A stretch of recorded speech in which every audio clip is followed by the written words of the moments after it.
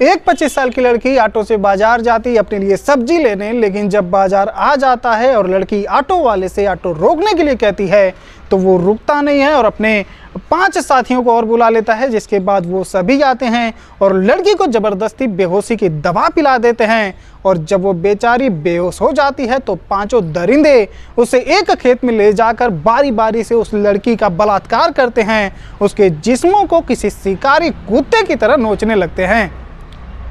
और जब उन 5 दरिंदों की भूख कुछ शांत होती है, बलात्कार करते करते जब वो दरिंदे थक जाते हैं तो उस बेचारी को बेहोशी की हालत में उसी खेत में छोड़कर फरार हो जाते हैं।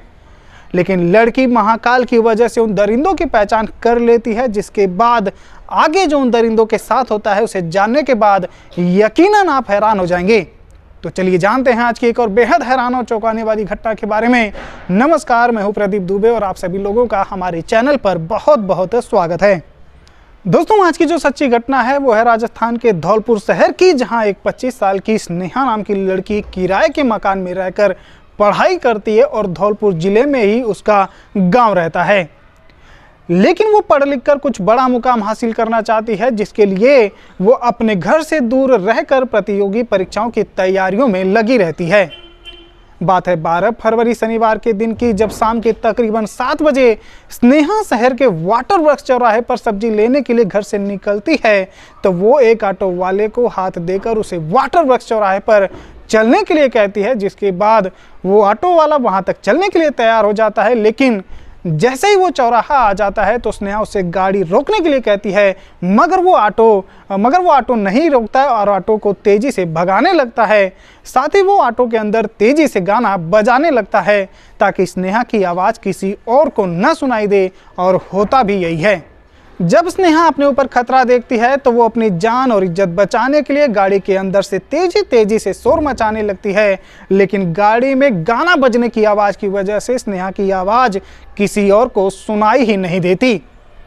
और इसी दौरान वो ऑटो चालक अपने 5 साथियों को और बुला लेता है। जब वो 5 आ जाते हैं तब वो सभी गाड़ी में बैठकर स्नेहा को ज़बरदस्ती बेहोशी की दवा पिला देते हैं, जिससे वो बेचारी कुछ ही देर में बेहोश हो जाती है। जिसके बाद वो सभी दरिंदे गाड़ी को एक हाईवे की तरफ ले जाते हैं, जहां सुनसान जगह देखकर स्नेहा को बेहोशी की हालत में एक खेत में ले जाकर उसके साथ 6 के 6 दरिंदे उसके जिस्म को नोचने लगते हैं, उसके साथ बारी बारी से बलात्कार करते हैं।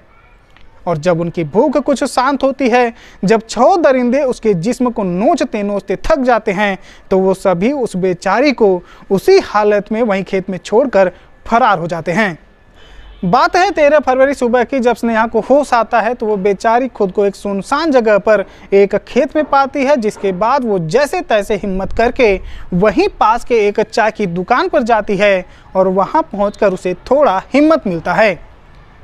जिसके बाद वो चाय के दुकान वाले से अपने ऊपर बीती घटना के बारे में बताती है तो वो चाय वाला पुलिस को फ़ोन करके स्नेहा के बारे में बताता है कि एक लड़की उसके दुकान पर आई है और कुछ लोगों ने उसके साथ गैंगरेप किया है।